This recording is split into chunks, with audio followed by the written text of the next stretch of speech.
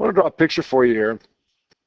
It's a hill with a little cart, an engineless cart on the top of the hill. So it's a cart that's going to coast down the hill, just kind of roll down the hill. You see a problem like this, it should remind you of a problem that we did many times in Physics 20. One of those conservation of energy problems. Remember where we had EI equals EF? The energy at the beginning of the problem equals the energy at the end of the problem. In this case, it would be, assuming this thing is at rest, it would be mgh initial is equal to 1/2 mvf final. That is, if we're looking for the speed of the car as it reaches the bottom of the hill. That make sense? That's not new to us, right? Why are we talking about gravitational potential energy and conservation of energy? Well, because there's a lot of similarities between gravity and electricity, and we've done that just about with everything we've done, drawing the connection between gravity and electricity. You're going to see in a minute how this relates to something that we do now in this unit with electrical potential energy. If a car accelerates down a hill, if a car speeds up down a hill, it's a conversion of gravitational potential energy to kinetic energy. You lose potential energy. Potential energy goes down, kinetic energy goes up. Let's draw another picture now. This time, instead of having a hill, this time we've got two charged plates, or maybe not two charged plates, maybe just an electric field. Regardless of what causes that electric field, my electric field is pointing downwards.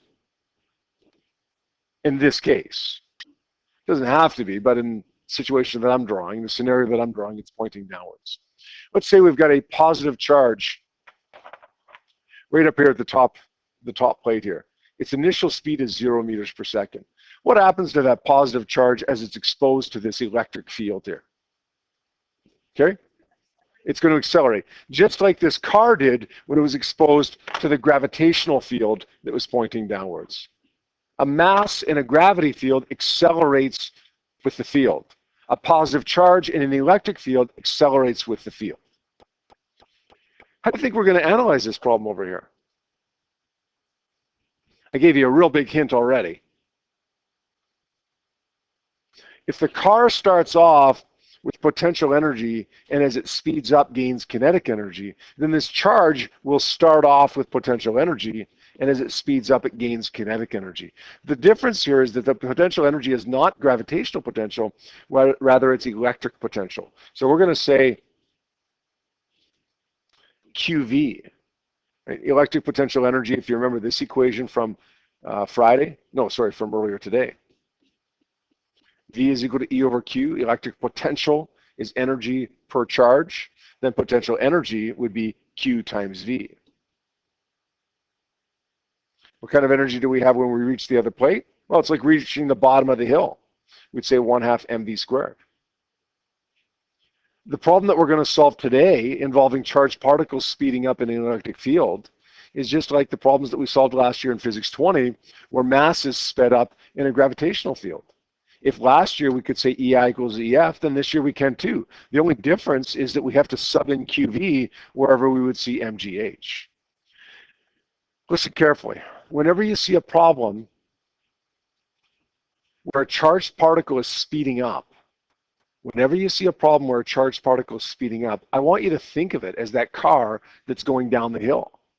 When a car goes down a hill, we know exactly what to do. EI equals EF. Well, when a charged particle speeds up, we now know what to do as well. EI equals EF. Literally, you can write it down. MGH equals 1/2 mv squared if you want, and then just scratch out MGH and replace it with QV. Just replace it with electric potential energy. Think of it as the car going down the hill. Think of it as the car going down the hill because that's more common to us, right? We can see the car going down the hill. We can see it accelerating. We can visualize it. We know that it's potential energy here and kinetic energy there. We can't visualize the electron or the proton or whatever accelerating across the potential differences easily. So visualize it in a way that you can. Okay, visualize it this way. And then just, well, wherever you'd put MGH, replace it with QVI. This is still, by the way, a conversion of potential to kinetic energy, where we have a decrease in potential energy and an increase in kinetic energy. Let's change this around a little bit, just a little bit. Let's say this time, instead of starting at rest, this little car at the top of the hill has an initial speed, 10 meters per second. Let's say this charge has an initial speed as well. Let's make it 1,000 meters per second. Doesn't matter what its value is. How does that change things? Over here on the left side. As the car is going down a hill, we'd still say EI equals EF, but things would change a little bit in the next step. Instead of being just potential at the beginning, it would have potential and kinetic, because it's at a height, but it's also moving. So we would say mgh plus 1/2 mvi squared equals 1/2 mvf squared. Still a conversion of potential to kinetic. It's just that you had some kinetic to start off with, as opposed to in the last scenario. What happens here if this positive charge starts off with a speed of 1,000? Well, it's like a car going down a hill. If a car is moving at the top of the hill, it's got potential and kinetic energy. It would start off with 1/2 mv squared and, well, not mgh because it's electric potential, it would be q times v. What happens if we didn't want to find the speed of the car when it reached the bottom of the hill? What happens if we wanted to find the speed of the car when it was halfway down the hill? Well, you'd still have a conversion of potential to kinetic energy. You'd still have mgh and 1/2 mv squared to start off, but this time you would have a final potential energy as well, because we're not at the bottom of the hill yet.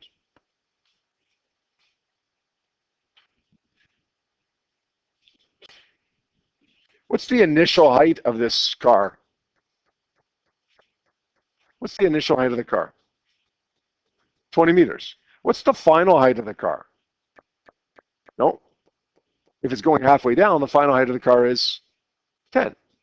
So we'd solve this problem. Okay. Car starting off at a speed of 10 meters per second at the top of a 20-meter high hill. We want to find the speed of the car when it's gone halfway down the hill. We would solve this problem exactly the same way as we solved it last year. EI equals EF, potential and kinetic energy at the beginning, potential and kinetic energy at the end. Okay, make the height at the end half and solve for VF. What if I wanted to find the speed of this charge halfway across? And let's say the potential difference across this gap, not the height, but the potential difference was 20 volts. Well, we'd say my initial potential was 20. It's got potential and kinetic to start off. My final potential, because it would also have a final potential energy, my final potential would be 10. Because I've gone halfway across. It's like I've gone halfway down the hill. When a charged particle speeds up, picture it, visualize it, solve it as if a car is going down a hill. Just replace mgh with qv. Everywhere you see mgh, replace it with qv. So you see this problem, literally treat it like this. Even write it down like this if you want, and then just cross that off and put in qv wherever you saw the mgh. Okay, I, for one, can't see an electron accelerating. I can't visualize that.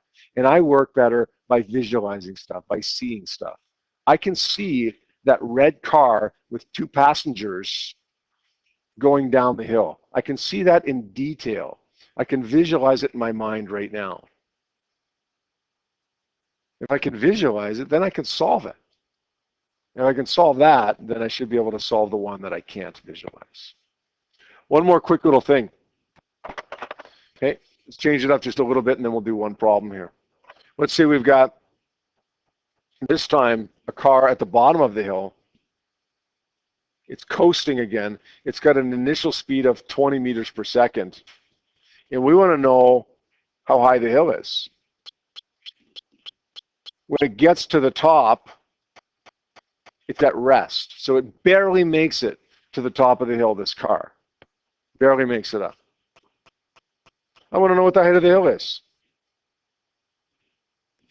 How would I solve it? Well, EI equals EF again. But this time, instead of being a conversion of potential to kinetic, it would be a conversion of kinetic to potential. The kinetic energy would decrease and the potential energy would increase.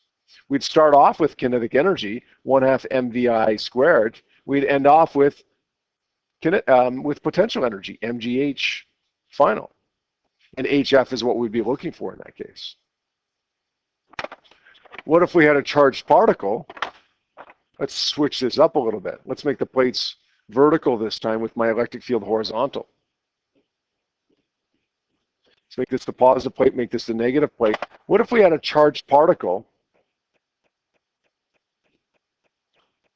that had an initial speed of 10,000 meters per second, and we said it barely made it across the gap? Okay, it makes it over here. V is 0 meters per second. I want to find the potential difference across that gap. What happens to this charged particle as it goes toward the positive plate? It's going to slow down, right? It experiences a force to the right. If it's moving to the left and it experiences a force to the, if it's got a force, if it's moving to the left, it experiences a force to the right, it's going to slow down. When a charged particle slows down, it's like a car going up a hill. You picture it. Picture the car going up the hill. The car loses kinetic energy. It gains potential energy. Well, this positive charge loses kinetic energy and gains potential energy because it's slowing down. We'll set it up the same way as we set up the car problem, EI equals EF. We're going to say this time it starts off with kinetic energy because it's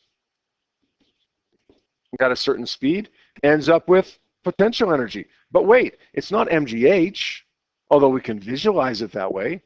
We just sub in wherever we see MGH, we just sub in QV. You guys think you can solve those problems? I'm telling you, if you could solve them in Physics 20, you can solve them now. They're the same thing. Whenever you see a charged particle speeding up, think of the car going down the hill, EI equals EF, MGH, whatever. Whenever you see a charged particle slowing down, think of it as the car going up the hill. You can solve it, MGH, 1/2 mv squared, whatever. Just remember to sub in QV wherever you put in MGH. Let's do question 1111 on page 572 as our last example question of the unit. We'll do a couple multiple choice questions tomorrow for practice, and we'll check over our assignment tomorrow and so on. But our last new topic example question of the unit here. Two vertical parallel plates are connected to a DC power supply as shown in figure 11.36. The potential between the plates is 2,000 volts. This should say the potential difference between the plates. Because the potential would be the energy per coulomb at one plate. There is a difference in energy per coulomb between the two plates. So the potential difference between the plates is 2,000 volts. Here's the mass of the sphere. Here's the charge of the sphere. It's placed at the positive plate and released. It accelerates toward the negatively charged plate. What's the speed of the sphere at the instant just before it strikes the negative plate? And ignore gravity. Okay, what do we know about this problem? What's going on in this? Let's not look at our givens right now. What's happening to this charge? Yep. Okay, it's moving from the positive to the negative. Good. And as it moves from the positive to the negative, is it going to go at a constant speed? Is it going to change direction? Is it going to change speed? Is it going to speed up? Is it going to slow down? What's going to happen to it? Yep. It would speed up because it's going toward the negative plate. You could draw the electric field if you want. Charged particle experiences a force with the field, so it's going to speed up. A charged particle speeding up is just like a car doing what? Yep, going down a hill. So let's set this up as a conservation of energy problem. The car is going down the hill. It starts at rest. Okay, it starts at rest. So we would say the initial energy is of the car. Just hold on before you write this down, okay? The initial energy of the car at the top of the hill would be potential. What kind of energy does the car have when it reaches the bottom of the hill? Kinetic. It's a conversion of potential to kinetic. We're losing potential, we're gaining kinetic. Oh, but wait, we can't say MGH because that's a gravity problem. What are we going to do? Let's just replace MGH with QV. So it's not a conversion of gravitational potential to kinetic, it's a conversion of electric potential to kinetic. We got all our stuff now. We're talking about an electron, I think it is. Is it an electron? No, it isn't. It's a sphere of mass this. So the chart and this charge. So the charge is going to be 2.6 times 10 to the minus 12 coulombs. Technically, VI is the initial potential, not the potential difference. But when we reach the other side, the final potential is 0. So the potential difference will simply be equal to whatever the initial potential was. If my potential difference is 2,000 volts, then my initial potential must also be 2,000 volts. 1/2 of 3 times 10 to the negative 15 times VF squared.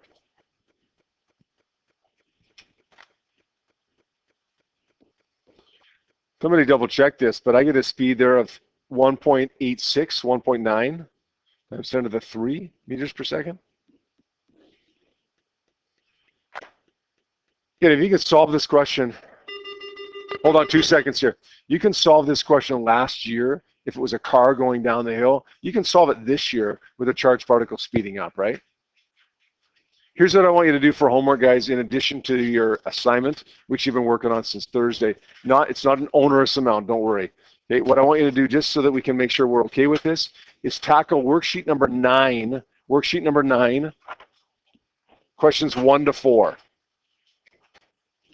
There's 7 or 8 questions here. Just do 1 to 4 tonight, okay?